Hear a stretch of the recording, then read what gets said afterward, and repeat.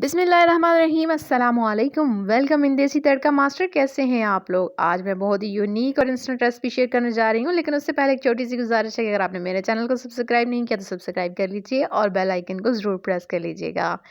चलते हैं किचन की तरफ। सबसे पहले मैंने एक पैन ले लिया है और तकरीबन 1 कप मैंने गुड़ ले लिया है।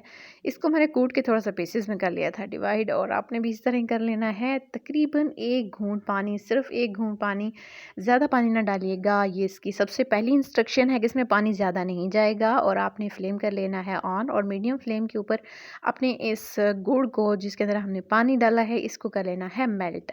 ठीक है, आपने इसको हिलाते रहना है तो ये गुड़ जो है खुद ब खुद मेल्ट हो जाएगा। पानी आपने इसमें बिल्कुल भी बहुत ज़्यादा नहीं डालना। ठीक है, बहुत ही मज़ेदार रेसिपी है, ट्राई आप ज़रूर कीजिएगा, लेकिन पहले आप सीख लीजिए कि बनानी किस तरीके से है। ठीक है, यहाँ पे देखें गुड़ जो है वो काफ़ी हद तक मेल्ट हो चुका है। मज़ीद भी हम इसको आहिस्ता आहिस्ता हिलाते रहेंगे और इसको कर लेंगे मेल्ट। जब तक हमारा गुड़ मेल्ट होता है ना, आप जल्दी से जाइए और मेरे चैनल को सब्सक्राइब कर दीजिए और बेल आइकन को ज़रूर प्रेस कर लीजिएगा।